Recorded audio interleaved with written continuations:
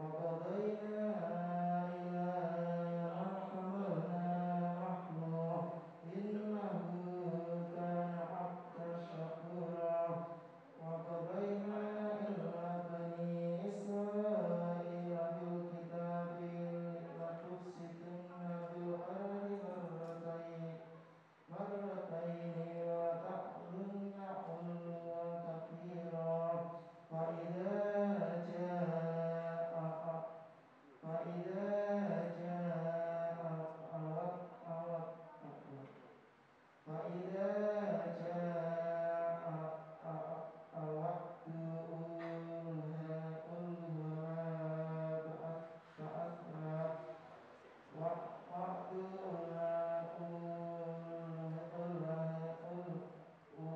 أولاهما بعثنا عليكم عبادا لنا أولي البأس شديد فجاسوا إلى الديار وكان وعدا مفعولا ثم رددنا لكم الكرة عليهم وأمددناكم بأموال وبنين وجعلناكم أكثر نفيرا إن أحسنتم لأنفسكم وإن أسأتم فلها فإذا جاء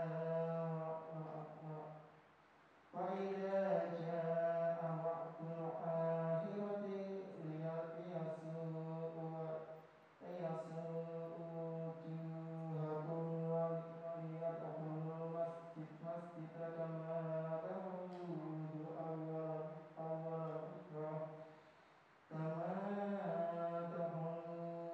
أول مرة وليتبعوا ما علوا تتبيرا عسى ربكم أن يرحمكم وإن أتم أدنى وجعلنا جهنم للكافرين حصيرا إن هذا القرآن يهدي للتي هي أقوم إن هذا القرآن يهدي للتي هي أقوم ويبشر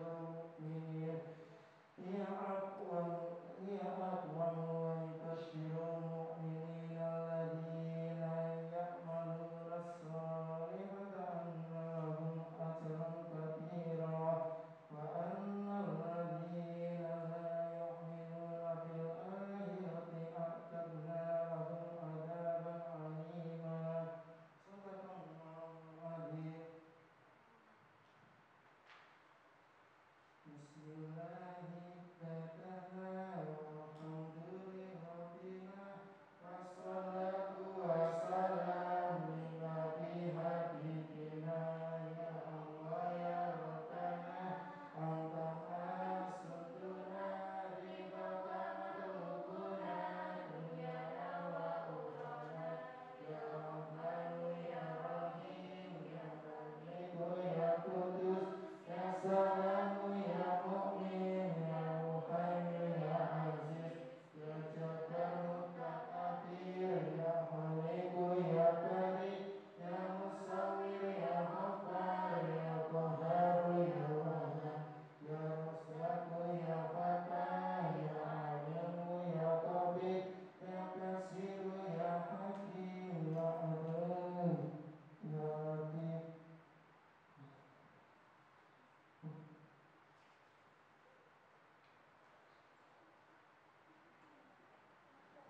Bismillahirrahmanirrahim. Alhamdulillahirabbil wassalatu wassalamu ala nabi habibina ya Allah ya Rabbana anta maqsuduna ridhaka qulubuna dunyana wa urana ya Rahman ya Rahim ya Malik ya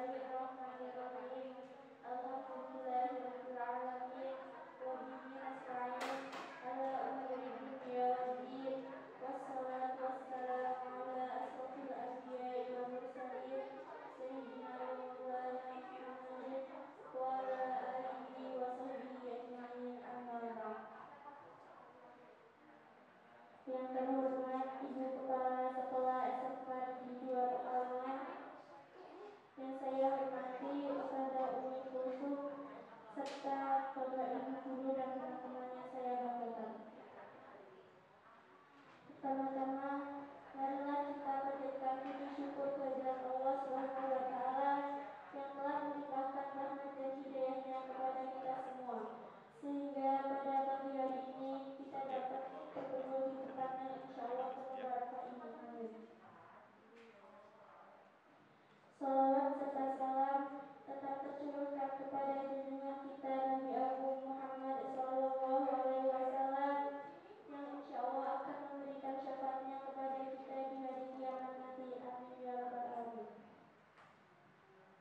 Baiklah, langsung saja kami bacakan susunan acaranya, yaitu 1. Pembukaan, 2. Pembacaan ayat suci Al-Quran dan salawat Nabi, 3. Mailah sana, 4. Doa penutup. Marilah kita buka acara pada pagi hari ini dengan bacaan Al-Fatihah bersama. Al-Fatihah. A'udzubillahi minasyaitonirrajim. Bismillahirrahmanirrahim. Alhamdulillahirabbil alamin. Arrahmanirrahim. Maliki yaumiddin. Iyyaka na'budu wa iyyaka nasta'in. Ihdinas siratal mustaqim. Siratal ladzina an'amta 'alaihim ghairil maghdubi 'alaihim waladdallin. Amin. Acara yang kedua adalah pembacaan ayat suci Al-Quran dan salawat Nabi yang akan dilakukan oleh saudari Diva Nafisa. Waktu dan tempat kami persilahkan. Assalamualaikum warahmatullahi wabarakatuh.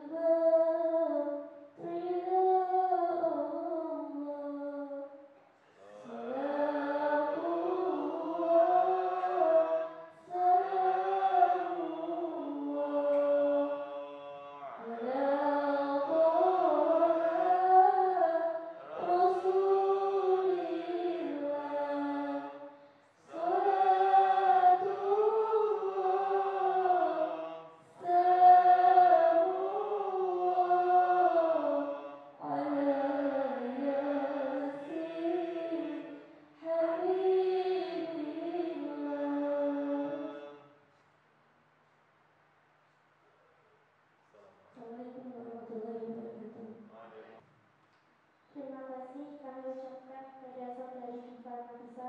Semoga kita mendapatkan syafaatnya. Acara selanjutnya, acara yang kita nanti-nantikan yaitu Maidah Hasanah dari Ustazah Umi Kultum. Kepada beliau kami persilakan.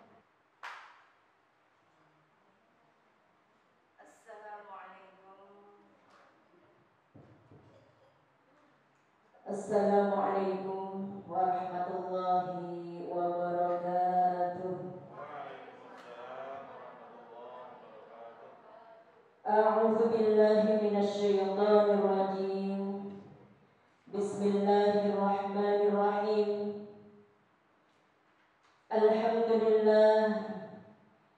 Alhamdulillahi rabbil alamin. Allahumma shalli wa sallim ala sayyidina Muhammadin wa ala alihi wa ashabihi ajma'in. Rabbi shrah li sadri wa yassir li amri wahlul 'uqdatam min lisani yafqahu qawli, amma ba'du. Yang saya hormati Bapak atau Ibu Kepala Sekolah SMKN 2 Pekalongan, Ibu Sukawati MSI. Rawuh boten Terima.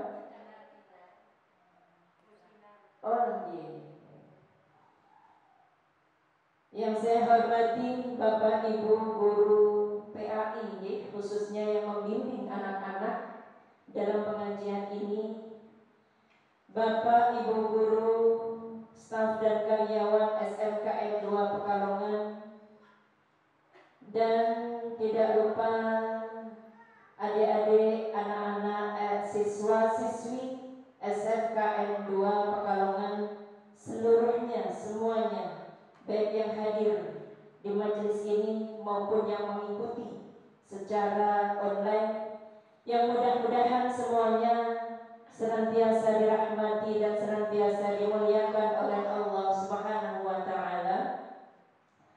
Alhamdulillah wa syukurillah, siang hari ini kita bisa berjumpa kembali, bisa berkumpul bermuajahah di majelis yang penuh barokah ini, juga di waktu yang insya Allah penuh barokah, di bulan yang penuh barokah. Mudah-mudahan kita berkumpul di sini senantiasa kita diberikan rahmat oleh Allah Subhanahu wa taala, diberikan barokah oleh Allah Subhanahu wa taala. Allahumma amin ya rabbal alamin. Salawat dan salam semoga tetap tercurahkan keharibaan beliau Rasulullah Muhammad sallallahu alaihi wasallam. Mudah-mudahan kita termasuk umat beliau yang mendapatkan syafaatnya fid dini wad dunya wal akhirah. Amin ya rabbal alamin. Siswi SMKN 2 Pekalongan yang saya cintai, suasananya beda apa buatnya? Rasanya beda, saya pun rasanya beda ngaji. Biasanya berkumpul beratus-ratus anak, sekarang cuma berapa persennya? Tapi insya Allah inilah ikhtiar kita, wujud ikhtiar kita untuk menjalankan perintah Allah, menjalankan perintah Rasulullah, menjaga kita semua, menjaga kesehatan kita. Ikhtiar dari hifdzun nafas. Hifdzun nafas, menjaga keselamatan, menjaga kesehatan kita semua. Kalau saya sering motor, kita nggak usah berpikir macam-macam. Kalau saya motor, corona dimanapun lah berada, tapi nyatanya di dunia semuanya merata. Dan saat ini kita terima kondisi ini dengan bersyukur. Insya Allah banyak pelajaran, banyak hikmahnya. Allahumma amin ya rabbal alamin. Apalagi hari ini bulan Ramadan, sudah tanggal 11 nih. 11 hari kita puasa, alhamdulillah. Betapa kita bersyukur sampai hari ini masih diberikan kesehatan oleh Allah Subhanahu wa taala. Sehat, bisa puasa, kumpul bareng-bareng. Apa maneh kawasan sekolah. Saya tambah senang apa tambah ora seneng iki? Tambah seneng boten? Online itu seneng ora? Seneng boten? Boten. Kalau dulu seneng. Kalau pertama seneng belajar sambil tiduran. Belum mantuk lo sesuai. Belajar sambil tiduran, tapi kayak enak juga, nggak ketemu temen. Tapi di bulan Ramadan sekali lagi kita ucapkan tetap banyak bersyukur kepada Allah Subhanahu wa taala. Bulan Ramadan bulan yang luar biasa. Sampai Kanjeng Nabi menggambarkan keistimewaan bulan Ramadan itu dawuh Kanjeng Nabi, "Lau ta'lamu ummati ma fi Ramadan." Seandainya umatku tahu apa keistimewaan, keberkahan, kelebihan, keluar biasaan bulan Ramadan, pasti mereka berharap antakuna sanah kulluha Ramadan. Pasti semua orang akan berharap setiap saat itu bulan Ramadan. Li'annal hasanah mujtama'ah, karena kebaikan dikumpulkan oleh Allah Subhanahu wa taala pada bulan Ramadan. Kebaikan apa ya?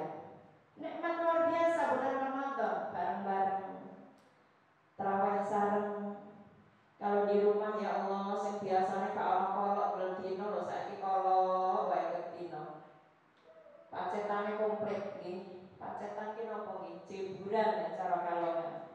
Jeburan komplit pengen nopo dituruti sama ibu, bener ndak? Leres nggih? Sampai ibuke bingung nopo? Lawa gerdina kolok, apa meneh sing dikolok nggih. Tapi luar biasanya Ramadan itu sudah dijanjikan Kanjeng Nabi asy-syahrul ladzi yuzadu fihi rizq. Insyaallah ditambah rezekinya pada bulan Ramadan. Biasanya makan saonone. Tapi begitu bulan Ramadan macam-macam menune, ya cukup, masih cukup. Gaji nggak tambah, pengeluaran tambah, tapi di alhamdulillah berkah. Kemudian kita semua, terutama ibu-ibu dari jam 3, jam 2 sudah bangun, nyiapin sahur, membangunkan anak-anak, membangunkan keluarga. Sahur sareng, pagi masih mengikuti pengajian, siang yang bekerja tetap bekerja, tetap ke kantor, sore repot lagi, maghrib menyiapkan buka puasa, tarawih bareng-bareng, tidur jam 12, jam 11, jam 12, jam 3 sudah bangun lagi. Tapi awake tetap sehat. Itulah li'annal mujtama'ah, li'annal hasanah mujtama'ah. Insyaallah kebaikan dikumpulkan dari Allah Subhanahu wa taala. Wa ta'atu maqbulah, dan taat kita insyaallah diterima dari Allah Subhanahu wa taala. Sedoyo ditampi. Jadi cara anak-anak ngajari tidur saja ibadah nggih. Turune wong poso iku ibadah.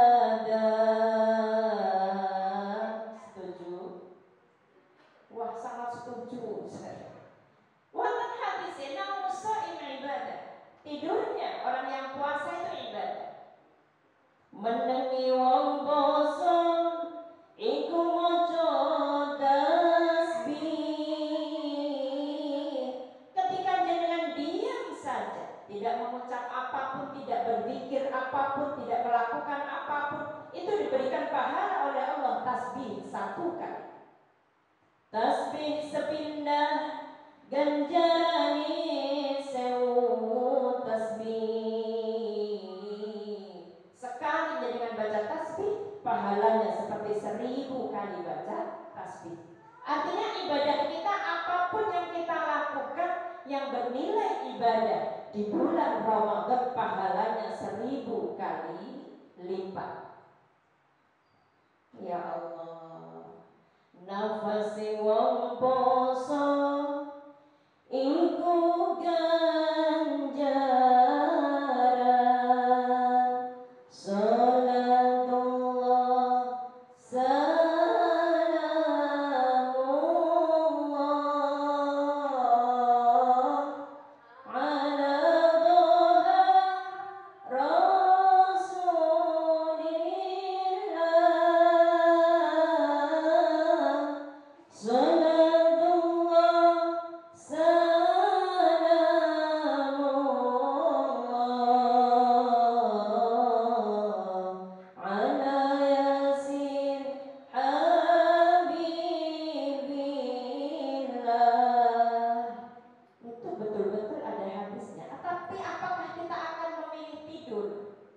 Betul tidur itu ibadah.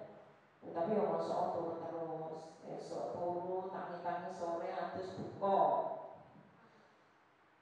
Kalau kita bandingkan dengan di bawahnya tadi, betul tidur adalah ibadah, tapi kita diam baca tasbih.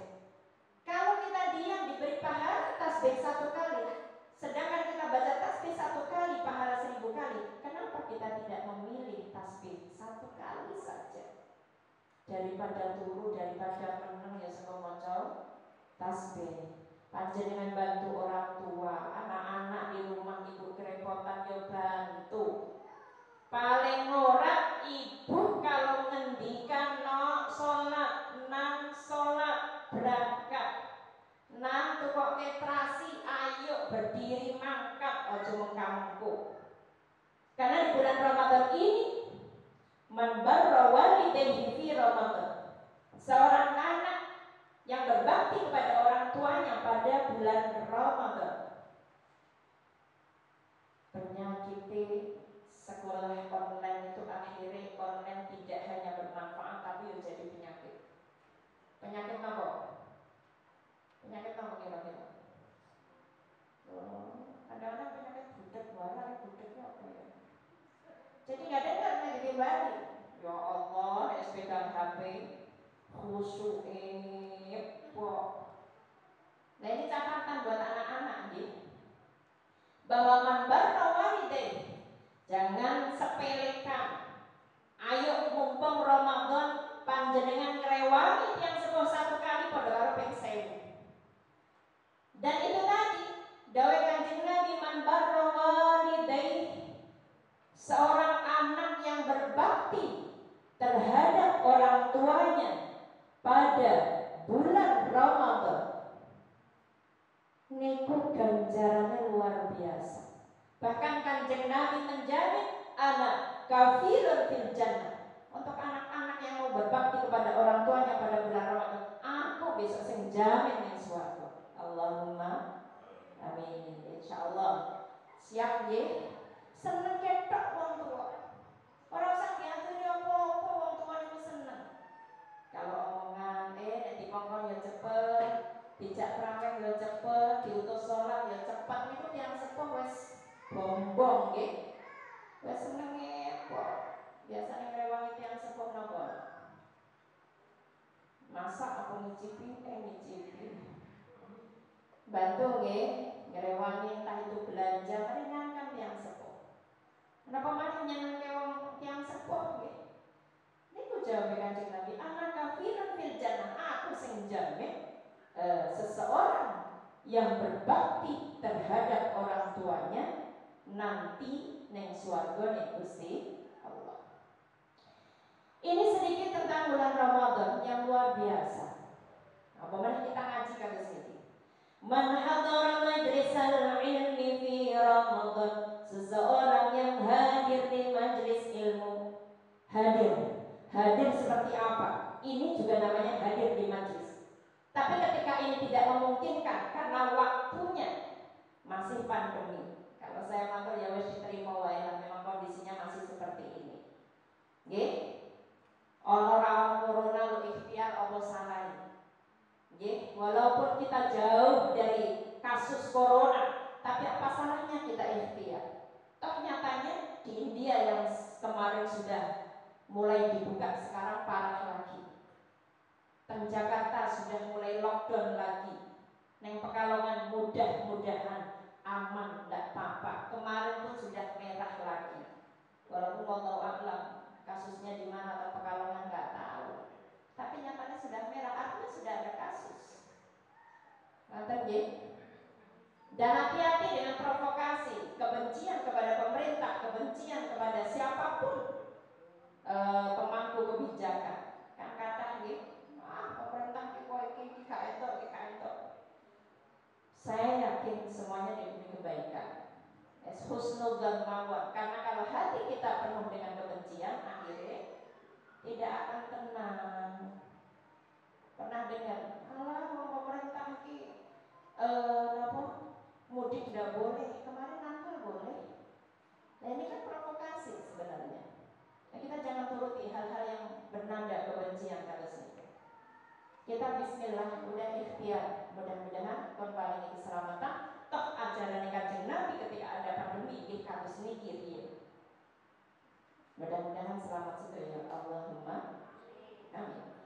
Man hadara majlisan ilmi, orang yang hadir di majelis ilmu. Setiap langkah panjenengan tadi dari rumah ke majelis ini, hadirnya kan beda-beda nih. Ada yang hadir secara langsung, ada yang hadir secara virtual. Ada yang hadir secara virtual. Niki saya lepas masker saya karena posisi kita jauh. Jadi mudah-mudahan tidak apa-apa ya. Orang yang hadir di majelis ilmu di bulan Ramadan, setiap langkah panjenengan dari rumah sampai ke sini, setiap langkah kakinya diberi oleh Allah, dipun paringi ganjaran koyo ibadah setahun. Allahumma amin. Berapa langkah kaki dari rumah sampai majelis wonten teng sekolah SMKN 2 Pekalongan? Beratus-ratus langkah. Artinya setiap langkah 1 tahun panjenengan diparing pahala beratus-ratus tahun pahala koyo ibadah terus. Alhamdulillah. Berarti kalau sing virtual ganjarannya sithik jenengan. Lah kan rasa melangkah. Kalau nyetel terus nonton, itu pun sedelok merem sedelok merem. Tapi insya Allah boten, karena kan ada tugas merangkum ya. Nah ini saya acungi jempol kebijakan Bapak Ibu guru yang sudah menugaskan itu, karena dengan seperti itu otomatis disimak dengan jelas. Itulah tentang keistimewaan bulan Ramadan. Sedikit tentang keistimewaan bulan Ramadan. Jadi saya satu tema tentang Ramadan, tapi yang kedua keistimewaan bulan Ramadan adalah bulan di mana diturunkan Al-Qur'an. Asy-syahrul ladzi unzila fihi al-Qur'an, yang diturunkan Al-Qur'an pada bulan Ramadan. Tanggal berapa? Tanggal pinten nuzul Quran. Soalnya saya ingat baby tulas. Tapi kenapa dalam Al-Quran disebutkan Bismillahirrahmanirrahim, Inna anzalnahu fi lailatul qadar. Kenapa Allah menyebutkan aku sudah menurunkan Al-Quran pada malam Lailatul Qadar? Padahal tanggal 17 itu dia Lailatul Qadar. Sopo sing dijawab ini?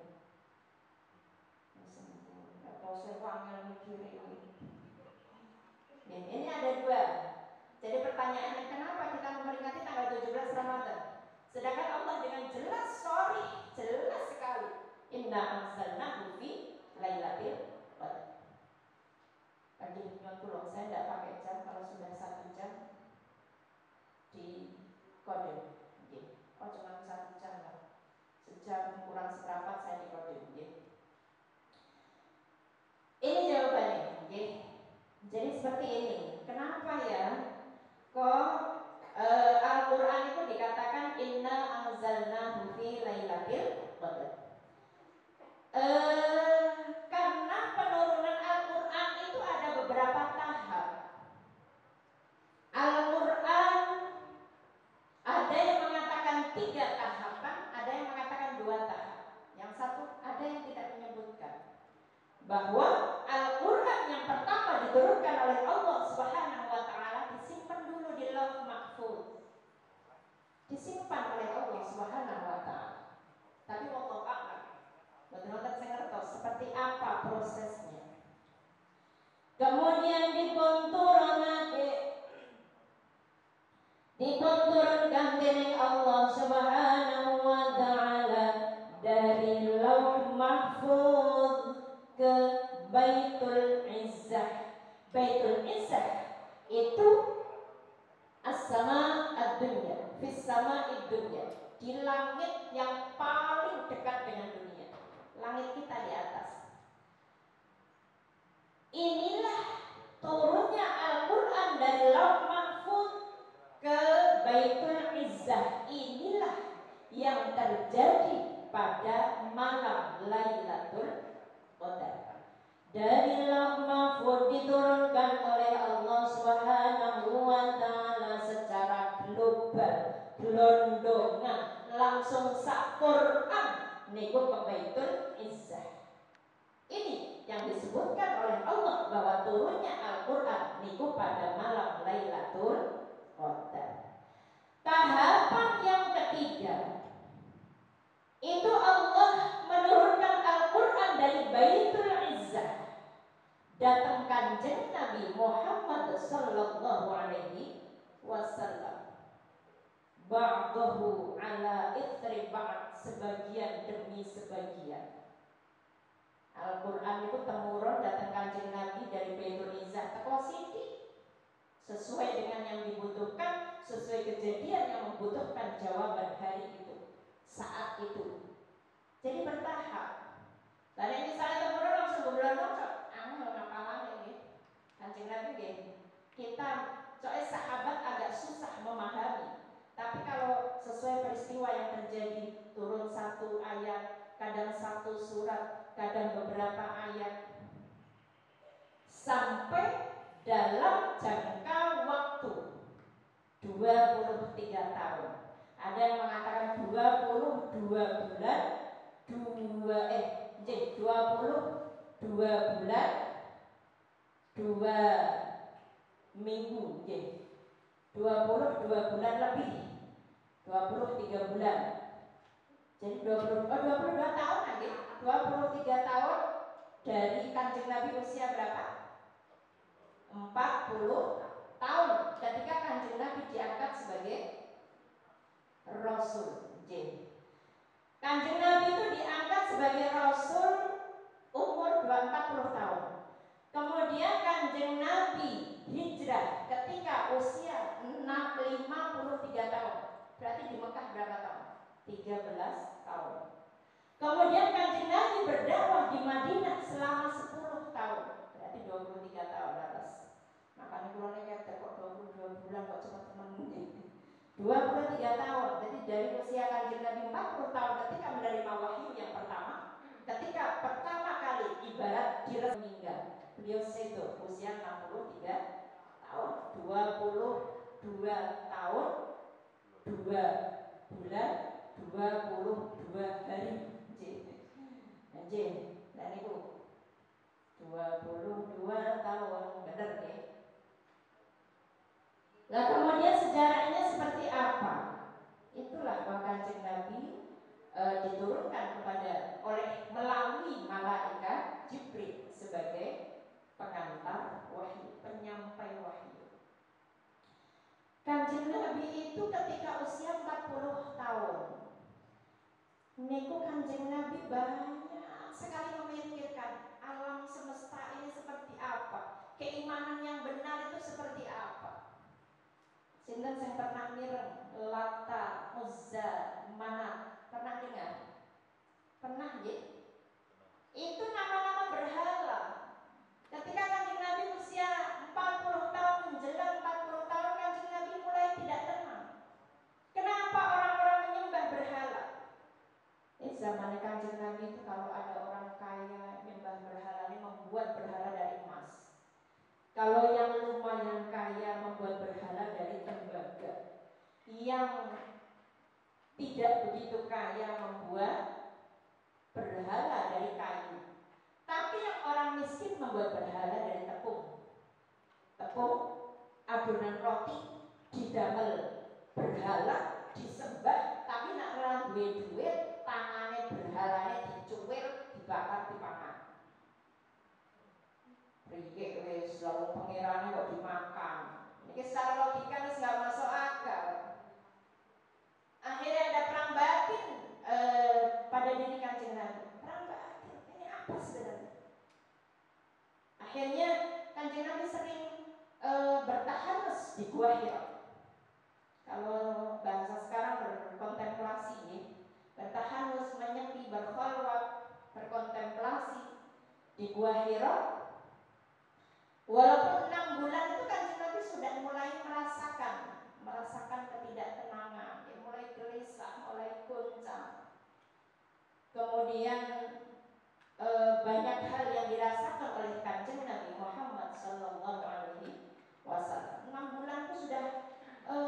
tidak tenang, sering mimpi tapi jelas sekali. Kemudian Kanjeng Nabi sering pohon bebatuan itu mengucapkan salam kepada Kanjeng Nabi. Bertahap. Kemudian ceritanya kados niku, Kanjeng Nabi asalnya kok nggak enak melihat masyarakat. Nah, ketika pertama kali Kanjeng Nabi menerima wahyu, itu luar biasa. Kanjeng Nabi panas dingin, bingung. Kanjeng Nabi ketika turun dari Gua Hira niku ada panggilan tapi nggak ada orangnya. Melihat ke langit, ada malaikat Jibril. Kanjeng Nabi pulang, kemudian ngendikan dengan Siti Khadijah, istrinya pada saat itu, ya. Satu kados niku. Sejak kapan Al-Quran menjadi sebuah mushaf buku? Sejak kapan? Kan waktu Kanjeng Nabi turun kan sedikit demi sedikit, ya. Satu ayat. Dan ayat Al-Quran itu turunnya bertahap karena apa? Kanjeng Nabi biar kuat, karena banyak sekali peristiwa, kasus, peristiwa, pertanyaan, ancaman dari masyarakat. Kemudian Gusti Allah memberikan jawaban. Ini kok banyak sekali. Seperti kasus nopo nggih. Kanjeng Nabi, Allah itu memberikan jawaban secara langsung. Seperti Kanjeng Nabi ketika kena sihir. Kanjeng Nabi itu pernah disantet. Tahu santet? Ngertos mboten? Iki jam piro sih ya bos dulu Oke, sudah tidak bersuara. Kanjeng Nabi itu pernah disantet.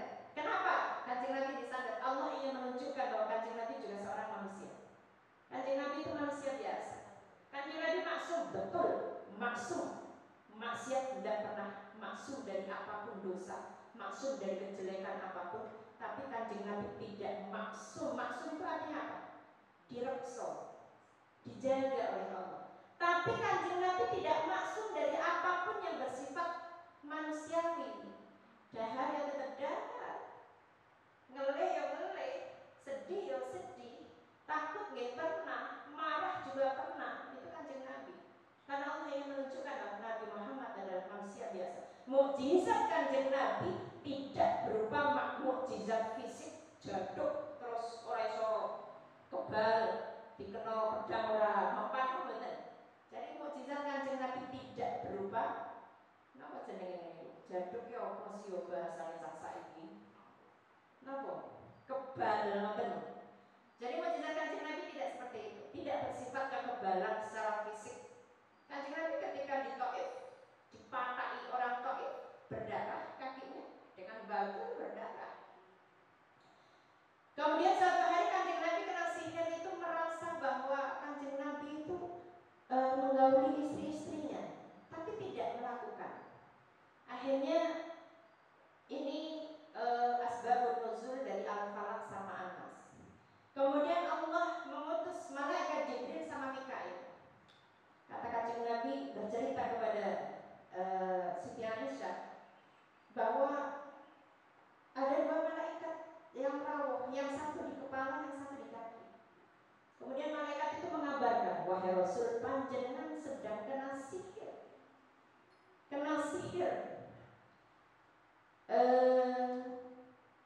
dari orang yang bernama Labid bin Al-Asam. Kalau tidak salah, saya tidak membawa bukunya, tidak membawa kitabnya. Kemudian Kanjeng Nabi itu dikabari oleh malaikat Jibril bahwa wahai Rasul, panjenengan kena sihir dengan apa namanya gitu? Lewat rambut dari sisirnya Kanjeng Nabi, medianya gitu. Medianya rambutnya Kanjeng Nabi, rekmone Kanjeng Nabi. Kemudian dikabarkan oleh malaikat Jibril, wahai Rasul, sihir panjenengan itu dikubur di dalam sumur yang namanya sumur Darwan. Akhirnya Kanjeng Nabi mengutus sahabat yang namanya Ammar bin Yasir untuk mencari bundelan rambut yang dibuang ke dalam sumur. Akhirnya Ammar bin Yasir ini pergi ke sumur Darwan, melihat ke sumur, airnya berupa merah kecoklatan, seperti pacar gitu. Kalau dalam kitabnya seperti pacar warnanya, keruh gitu. Akhirnya dicari bahwa ada 11 bundelan buhul, sebutannya buhul. Ada 11 bundelan di bawah batu besar. Diambil oleh sahabat Ammar bin Yasir dan sahabat-sahabat yang lain. Diatur kita dengan Kanjeng Nabi, ya Rasul, ini bundelan 11 bundelan. Ora iso dibuka. Akhirnya Allah menurunkan surat Al-Falaq dan An-Nas. Kanjeng Nabi baca sekali, satu bundelan lepas. Baca sekali lagi, satu bundelan lagi lepas. Baca lagi lepas sampai 11 kali. Jadi ayat itu temurun itu sesuai dengan kebutuhan. Akhirnya mudah dihafalkan. Lalu langsung seblondong sakmono diaturke, saya agak susah menghafalkan. Dan itu sesuai dengan kebutuhan masyarakat saat itu. Akhirnya 11 bundelan lepas. Karena itulah Kanjeng Nabi itu dulu nek gerah itu membaca Al-Ikhlas 3 kali, An-Nas, Al-Falaq sekali, An-Nas sekali, kemudian tangannya seperti orang berdoa. Setelah membaca ditiupkan ke tangan, setelah ditiupkan kemudian diusapkan dari ujung kepala sampai ke ujung kaki. Itu namanya ruqyahnya Kanjeng Nabi. Tahu ruqyah? Pernah dengar ya? Ruqyah. Tapi bukan ruqyah. Ruqyah itu beda. Ruqyatul hilal itu melihat tanggal. Sudah 1 Ramadan apa belum ya? Kalau bacaan itu ruqyah, jampi-jampi artinya pakai qaf. Tapi ruqyah pun kalau saya tidak begitu paham ilmu ruqyah. Karena ruqyah itu kan baca Al-Qur'an gitu. Kalau saya belum pernah ngobrol dengan ahli ruqyah. Jadi kan pernah tahu? Dereng nek kula matur ngeten. Iya yo, begitu baca Al-Qur'an setane langsung ngamuk. Misalnya kula sing maca kok setane yo mbok metu ora. Jadi memang itu perlu keilmuan secara khusus. Nek kula boten paling paham jadi saya enggak berani menerangkan. Tapi ruqyah memang ada. Cara Kanjeng Nabi ruqyah itu jampi-jampi. Tapi yang saya tahu ini gunakan sepenggal itu. Makanya kalau mau tidur Kanjeng Nabi ngutus baca kulhu 3 kali, Al-Falaq sekali, An-Nas sekali, kemudian ditiupkan kedua belah tangan, diusapkan dari ujung kepala sampai ujung kaki sak biso-bisone. Sak biso-bisone. Oke, kita yang sederhana saja lah, yang dilampaui. Dan itu memang jelas-jelas hadis sahih dari Imam Bukhari Muslim. Insya Allah dilampaui untuk menjaga diri. Itu salah satu asbabun nuzul. Itulah contohnya bahwa Al-Quran itu turun bertahap. Kemudian zaman Kanjeng Nabi setiap Al-Quran turun, Al-Quran ngeten iki sebenarnya kan nek jenengan matur apapun yang tidak ada zaman Kanjeng Nabi itu bid'ah katanya. Karena saya bilang bid'ah itu tidak masalah. Lalu Al-Quran mushaf ini juga bid'ah kok. Zaman Kanjeng Nabi belum ada Al-Quran kayak ini. Kalau sering mengatakan orang kata-kata bid'ah itu tidak usah anti, tidak masalah. Toh bid'ah tidak semuanya jelek. Kita tidak boleh mengatakan kullu bid'atin dhalalah. Itu betul hadis Kanjeng Nabi, tapi bid'ah yang tidak sesuai dengan syariat Islam, yang tidak sesuai dengan syariat pun Allah dan Rasulullah Muhammad sallallahu alaihi wasallam. Jadi jangan pun yang mau Al-Quran belum kasus ini mushaf yang sudah rapi itu bid'ah, karena zaman Kanjeng Nabi belum ada. Zaman Kanjeng Nabi itu kan sampai akhir hayatnya masih turun Al-Quran, jadi belum mungkin untuk dibukukan. Jadi masih berdasarkan hafalan sahabat. Berdasarkan hafalan sahabat. Nanti kalau cari referensi tentang kodifikasi Al-Quran, tentang pengumpulan Al-Quran. Zamannya Kanjeng Nabi setiap turun Al-Quran, sahabat yang hadir disuruh menghafalkan, mencatat, dan harus menyampaikan ke sahabat yang lain secara estafet. Jadi ada yang ditulis di kayu, ada yang ditulis di bebatuan, ada yang ditulis di kulit kayu, ada yang ditulis di kulit binatang, tersebar. Yang satu hafal ayat ini, yang satu enggak. Belum tentu hafal semuanya. Kemudian ketika zamannya Sayyidina Abu Bakar As-Siddiq mulai ada usulan. Jadi zamannya Sayyidina Abu Bakar itu kan Kanjeng Nabi sudah kapundhut, sudah meninggal. Banyak orang Islam yang murtad. Tahu murtad? Apa murtad? Saya pengen dengar suaranya. Keluar dari agama Islam. Saat benernya ngomong kabeh tapi nganggo masker dadinya nggak kelihatan. Tapi sekali lagi dan kita nikmati. Kalau sekarang kita nggak pakai masker keluar nggak enak ya. Sudah terbiasa jadi nyaman guys. Akhirnya Kanjeng Nabi wau ketika zamannya Sayyidina Abu Bakar ya, itu ada peristiwa yang namanya Perang Yamamah. Perang Yamamah itu Sayyidina Abu Bakar memerangi orang-orang murtad. Ini agak sejarah, tapi kaitannya dengan nuzulul Quran yang ternyata Al-Quran itu gak langsung utuh seperti itu. Ketika Perang Yamamah itulah ada 70 orang yang hafal Al-Quran meninggal. 70 orang hafal Quran meninggal. Akhirnya ada kegelisahan dengan para sahabat. Bagaimana kalau Al-Quran tidak kita bukukan? Sedangkan para penghafal Al-Quran banyak gugur dalam peperangan. Akhirnya Sayyidina Abu Bakar mengikuti. Ayo kita kumpulkan semua sahabat yang mempunyai catatan turunnya wahyu ketika zaman Kanjeng Nabi, dipanggil semua, kemudian dibukukan jadi satu, tapi belum dirapikan. Saat itu dereng wonten titike, durung ana harokake, tulisannya dereng jelas, durung jelas logat mana. Kemudian disimpan, master file-nya itu napa jenenge? File itu disimpan oleh Hafsah. Baru ketika zamannya Sayyidina Utsman radhiyallahu anhu baru mau dirapikan lagi, tapi alasannya beda. Alasan pengumpulan Al-Quran Sayyidina Abu Bakar karena ada apa tadi? Perang Yamamah, 70 orang penghafal Al-Quran gugur. Ketika zaman Sayyidina Utsman, alasan pengumpulan Al-Quran adalah orang Islam itu sudah mulai meluas, sudah mulai banyak yang masuk Islam, sudah mulai tersebar kemana-mana orang Islam. Sedangkan yang hafal Al-Quran masih di sekitar Madinah. Nah, akhirnya Sayyidina Utsman, ayo kita kumpulkan lagi sahabat, buku yang Al-Quran yang dulu sudah dikumpulkan zamannya Sayyidina Abu Bakar diambil, kemudian diteliti. Ada panitia penulisan Al-Quran 4 orang waktu itu. Ada panitianya, ditulis ya, semua, kemudian di cross check antar sahabat. Dan abdu ba'da Ramadan fi ta'at wal ibadah.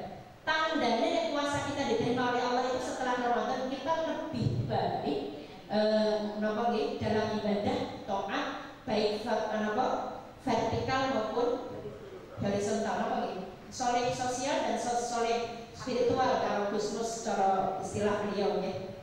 Itu lebih baik. Ifsya'us salam, mengucap salam, it'am lebih dermawan, lebih baik di masyarakat dan lebih baik ibadah kepada Allah. Artinya kalau kenapa ya puasa itu kan belajar. Betul, puasa itu belajar seperti nandur wet. Puasa itu nandur wet dengan sirami terus terawih sregep, duhane sregep, deres Quran sregep, kami api. Tapi begitu Ramadan bubar. Karena apa? Ibarat bahwa dengan menanam, ketika Ramadan disirami terus, tapi dulu Ramadan kesurat disirami mati. Dan artinya bisa jadi puasa kita belum diterima oleh Allah Subhanahu wa Ta'ala. Karena tadi indikasi bahwa puasa diterima adalah antakuna ayyakuna al-abdu ba'da Ramadan fit ta'at wa ibadah. Lebih lebih baik ibadahnya, ketaannya kepada Allah dan hubungan sosial. Kata Pak Dik, kenapa malah sing cek ganjel ngono ya Pak? Wes ngopo soe kok kuwi. Artinya kita memilih puasa nih ular ya. Puasa ular, mudah-mudahan kita nanti baru foto jadi kupu-kupu kabur terbang, derajatnya diangkat oleh Allah Subhanahu wa taala. Makanya lebaran, lebar, lebur, lubir, labur. Nes baru puasa ya, ayo lebar kabeh. Maksiat, kejelekan yang kita lakukan sebelumnya kita ganti. Kemudian kita memperbaiki diri. Dosa ini kan Singapura dari Allah Subhanahu wa taala. Kesempatan dosa kita bersih, bodoh-bodoh kita salaman sama semua orang, minta maaf. Hak kenapa nggih? Hak kita, hak berminallah dengan puasa otomatis di ngapura. Dosa ini jenengan datang Allah itu dengan puasa resesi kabeh. Tapi dengan manusia kan dereng. Hak adaminya belum kalau kita belum minta maaf secara langsung. Makanya kreatif orang Indonesia itu ya saya mau halal bihalal virtual malah tinggi. Saya dari ketemu aku mau jajannya pakai virtual saya. Jajannya gambar rotok lah. Nah ini gambar rotok. Mau pasarnya gambar rotok. Aduh repot ya mau ini. Niki. Jadi kesimpulan dari semuanya adalah tadi kita sudah bicara tentang sejarah turunnya Al-Quran, kodifikasi, dan Ramadan kita mudah-mudahan koyo posone ular nggih. Amin Allahumma amin ya rabbal alamin. Saya kira cukup sekian. Sudah cukup nggih? Mudah-mudahan bermanfaat. Sampai jumpa di lain kesempatan dan adik-adik yang tidak hadir pada hari ini. Mudah-mudahan tetap semangat untuk lebih baik. Tadi yang diatur ke Bapak Simen ya. Sakos itu luar biasa. Saking pemahaman komplek. Kalau kewes baru satu. Alhamdulillah. Dan itu tadi luar biasa. Karena apa? Artinya beliau paham betul tujuan Ramadan sebenarnya seperti apa. Inilah pendidikan kita. Tidak hanya pendidikan mental, spiritual, macam-macam sedoyo. Mudah-mudahan lebih baik. Mudah-mudahan kita semua, baik yang hadir di majelis ini maupun yang mengikuti secara virtual, mudah-mudahan senantiasa dirahmati oleh Allah Subhanahu wa taala, diberikan barokah, diberikan maghfirah. Puasa kita, ibadah kita diterima oleh Allah Subhanahu wa taala, menjadi pribadi yang lebih baik, diberkahi dari Allah Subhanahu wa taala. Itqum minan nar, rahmati Allah, barakah Allah, maghfirah Allah, sedoyo kita saking Allah Subhanahu wa taala. Ala hadhihi niyyah wa kulli niyyatin shalihah wa ila hadratin Nabi Mustafa Rasulillah sallallahu alaihi wasallam. Al-Fatihah. A'udzu billahi minasyaitonir rajim. Bismillahirrahmanirrahim. Alhamdulillahirabbil alamin. Arrahmanir rahim. Maliki yaumiddin.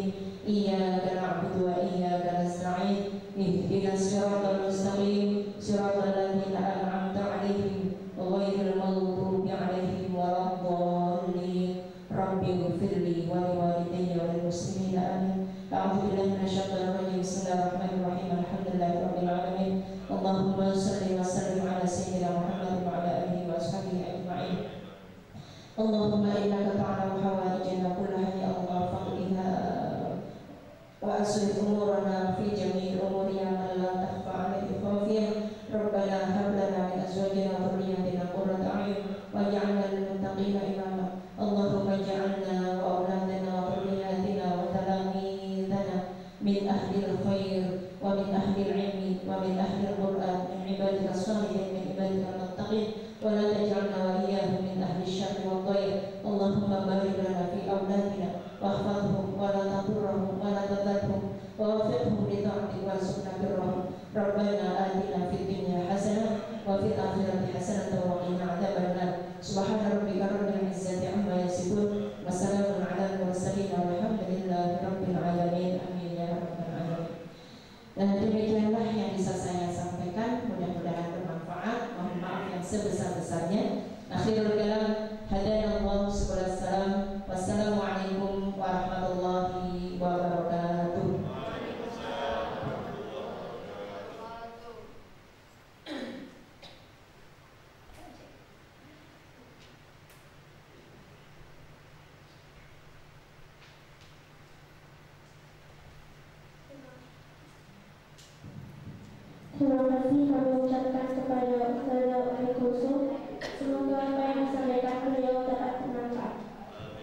Marilah kita tutup acara